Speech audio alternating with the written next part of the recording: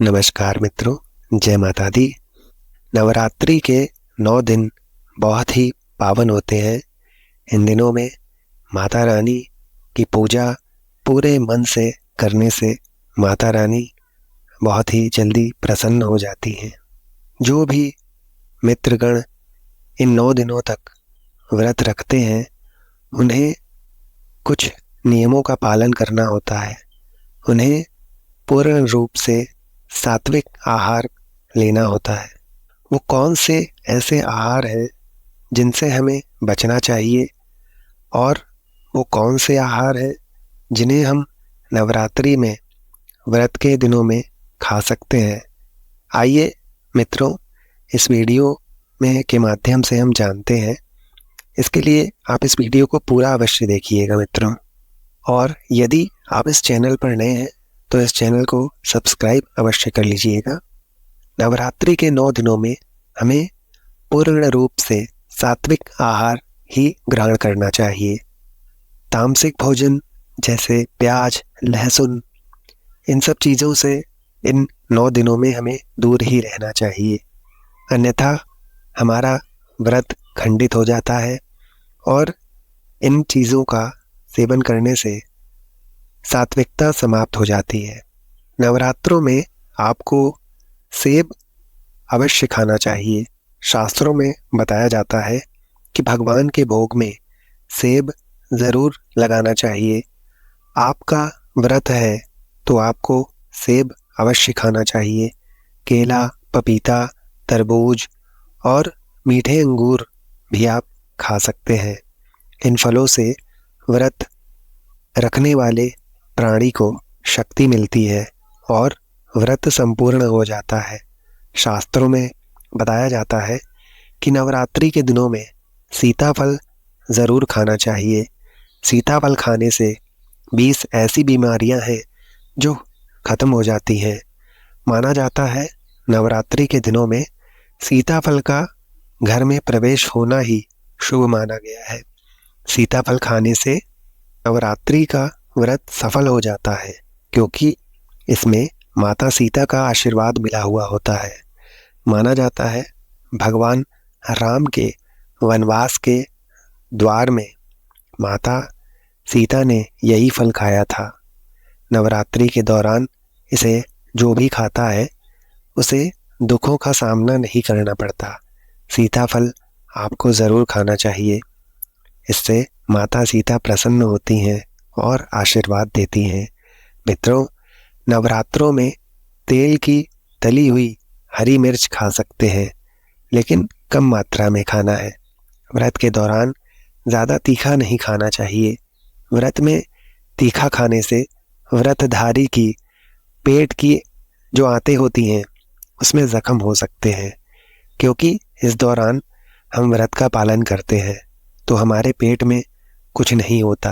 इसलिए हल्का खाना खाना ही सबसे बढ़िया और उत्तम माना जाता है।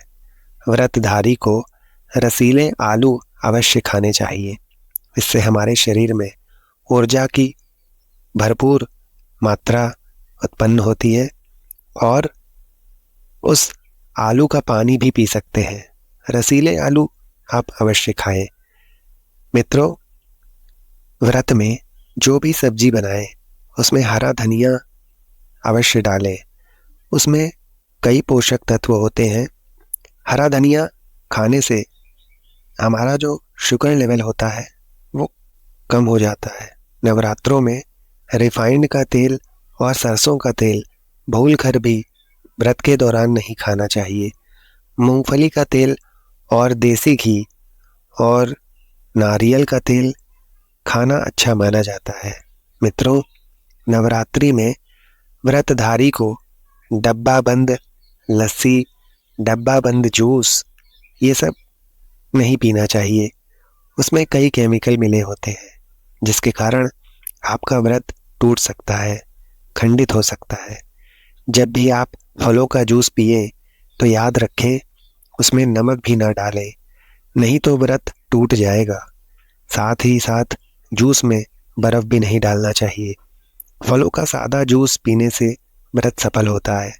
मित्रों, नवरात्रि के दौरान सिंगाड़े का आटा, कूटू का आटा खाने से पहले यह देख लें कि आटा पुराना तो नहीं है, क्योंकि पुराने आटे में कीड़े वगैरह पड़ जाते हैं, जिसके कारण आपका व्रत टूट सकता है।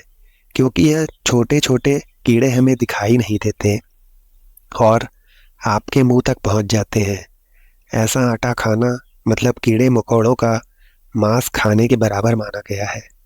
मित्रों, नवरात्रि के दौरान शाम के समय खाने में दही ले सकते हैं, आलू वगैरह खा सकते हैं। आलू के चिप्स बिना मिर्च मसाले के आप खा सकते हैं। साबूदाने की टिकिया बनाकर भी खाई जा सकती है। साबूदाने की खिचड़ी खा सकते हैं, आलू के पापड़ भी खा सकते हैं। कई सब्जियां तो ऐसी हैं जो नवरात्रि के दौरान भोजन में शामिल कर सकते हैं। इससे आपको भरपूर एनर्जी मिलेगी और आपका व्रत सफल हो जाएगा। नवरात्रि के दौरान आप दूध भी पी सकते हैं, जो आपको ताकत देगा। चाय वगैरह भी ले ही सकते हैं, लेकिन याद रहे उसमें नमक न डालें। चाय में नमक डालने से व्रत भी टूट जाएगा और हड्डियां भी कमज़ोर होने लगेंगी। एक बात का ध्यान रखें, व्रतधारी को पेट भर खाना यानी गले तक भोजन नहीं करना चाहिए, नहीं तो व्रत रखने का कोई भी पुण्य फल प्राप्त नहीं होता। व्रत में भोजन आप थोड़ा थोड़ा खा सकते हैं। मित्रों, नवरात्रि के 9 दिन आदि शक्ति माँ दुर्गा को समर्पित होते हैं। नवरात्रि के 9 दिन माता रानी के 9 अलग अलग स्वरूपों का पूजन किया जाता है। नवरात्रि के 9 दिन तक माता रानी को अलग अलग स्वरूप के हिसाब से अलग अलग भोग लगाए जाते हैं। माँ के प्रथम स्वरूप माँ शैलपुत्री को गाय के दूध से बने शुद्ध घी से बनी मिठाइयों का भोग अति प्रिय होता है।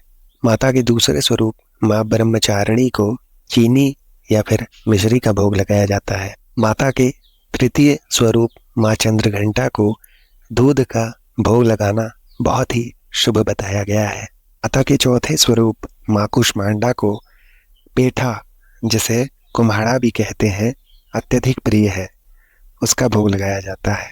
माता के 5वें स्वरूप माँ स्कंद माता को केले और खीर का भोग लगा सकते हैं, जो उन्हें बहुत प्रिय है। माँ के 6ठे स्वरूप माँ कात्यायनी को शहद का भोग लगाना चाहिए। 7वें दिन माँ काल रात्रि को गुड़ या गुड़ से बने प्रसाद का भोग लगाना चाहिए। 8वें दिन माँ महागौरी को नारियल का भोग लगाना चाहिए और 9वें दिन माँ सिद्धिदात्री की पूजा के दौरान खीर, पूरी, हलवा और अपने सामर्थ्य के अनुसार भोग लगाना चाहिए, जिससे माता रानी आप पर प्रसन्न होए और अपनी कृपा दृष्टि आप पर बरसाएं। जय माता दी। मित्रों, ये जानकारी अगर आपको अच्छी लगी हो तो कमेंट में जय माता दी अवश्य लिखिएगा। मित्रों, धन्यवाद।